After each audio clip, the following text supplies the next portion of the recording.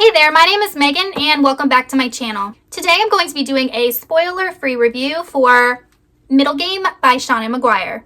Middle Game is an adult science fiction novel and I picked it up from my local library because it's a book that I've been hearing really good things about and the premise sounded really interesting, so I thought I would give it a go. Unfortunately, this book was a huge disappointment for me. I ended up not really liking very much about it, so this review is going to be mostly negatives.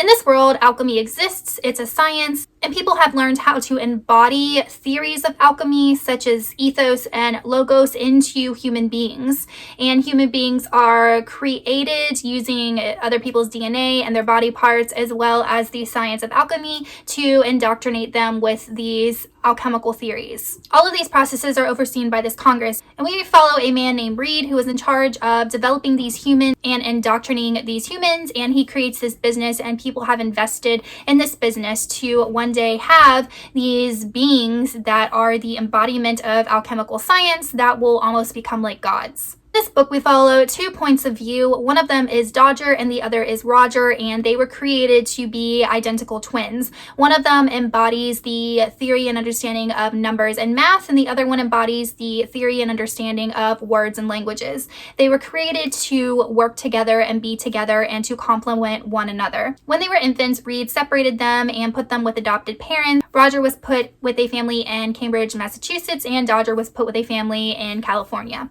Reed purposely wanted to keep them apart because if they came together, they would become very dangerous because they would start to understand their powers, so that he's been trying to keep them apart their entire lives. When they're children, about 7 years old, Roger and Dodger find out that they have the ability to communicate telepathically, despite the fact that they're thousands of miles away, and they call this quantum entanglement. They can see out of each other's eyes, they can talk aloud, and the other person can hear their voice. And for most of their young lives, Roger and Dodger don't know if the other person is real, but as fate would have it, the two of them were brought together at multiple times in their lives, and when they are college age, they both end up going to Berkeley in California and aren't really separated much from there. So there were things that I liked about this book, just a few. The one thing that I really liked was the fact that we got to know the main characters, Roger and Dodger, so well. This book is 500 pages, and for the first 250 pages, we follow their upbringing. We follow how they learned about one another, we follow how they begin to communicate telepathically, and we learn their struggles. They are both outcasts at school because they are so intelligent and so above their peers. They both struggle with social issues. They both don't know if they're sane because they don't know if each other is real. And when they do meet one another at ages 13 and again in college, they don't know how to handle the situation. So I did really, for the most part, enjoy that ride of getting to know these characters, getting to see how their relationship progressed, getting to see how they began to trust one another and learn that they were meant to be together. They were created to be together. So I thought that that was really interesting and well done.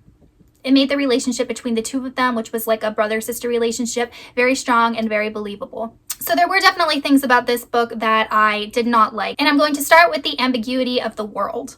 I felt like the science of alchemy and how you can embody theories was never fully explained.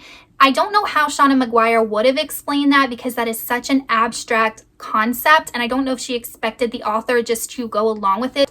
But for me, I just couldn't wrap my head around it, and the fact that there was no parameters to this ability to take these theories and put them inside human beings and have them manifest when they're old enough. There was no context, there was no parameters, and I just found it to be this like vague theory that I could never really believe and could never get invested in.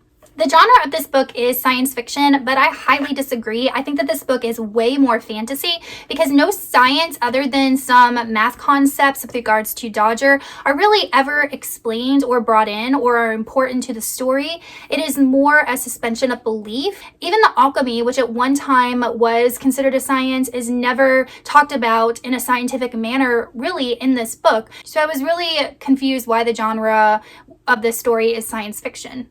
Another downfall to this book is the dense writing. I thought that this book would not be dense at all because I know that her Wayward Children series, those books are incredibly short. And I've often heard people complain that they are too short and that the plot is not developed enough, where in this book, It took to page 250 something halfway through before any interesting thing in the plot even happened. And the most interesting thing was a conversation between Roger and his parents about him maybe having a biological sister since he is adopted. So for 250 pages, it was all just about Roger and Dodger and their lives, and there was just no plot whatsoever. And this leads me to my other downfall, which was the lack of plot. I felt like we had our villain, which was Reed, who wanted to use Roger and Dodger to basically embody these alchemical theories and to become godlike beings. He wanted to control them, but that plot progression was so slow and so drawn out over 500 pages that it was almost non-existent.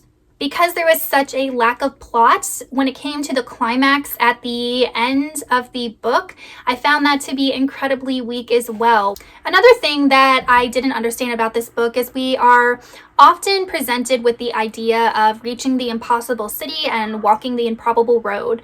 So that was never ever explained, and if it was, then I completely missed it. I did tag team this book with the audio. I listened to the audio when I'm cleaning or on the way to work or at the gym, and I might have missed something. I don't know if I zoned out on the audiobook, but Reed is always talking about using Roger and Dodger and their abilities to reach the impossible city, but I have no idea what the impossible city is. I don't know if it's supposed to be this kind of heaven-like place, or if it's a real place, or if it's a place in another dimension, or if it's something in the future or in the past. I don't know, because it is never, ever, ever explained.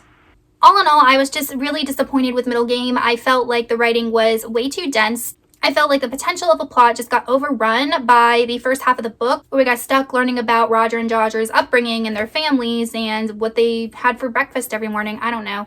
But I just felt like the plot was just so out of proportion, and so much was given to the exposition and the rising action and not enough to the conflict and the climax of the story, which really, really made it for a laborious read. All in all, I was really disappointed in Middle Game. I ended up giving it 1 out of 5 stars, and this is really sad because I know Seanan McGuire is such a beloved author, and I really would have wanted to read more of her works, but I don't know now, because I've had such a negative experience, that I'll be able to pick up any more of her works. Okay, you guys, so that is it for my spoiler-free review of Middle Game by Seanan McGuire. Let me know in the comments if you have read this book and what you thought of it, and if you liked it, and if maybe you can explain to me some of the things I might have missed when I was listening to the audiobook that detracted from my enjoyment, because maybe that had something to do with it. If you have not already subscribed to my channel, please go ahead and click that subscribe button, as well as the little bell icon, so you can be notified every time I post new videos. I post videos every Sunday, and sometimes I post bonus videos in the middle of the week, and I will see you soon in another one. Goodbye.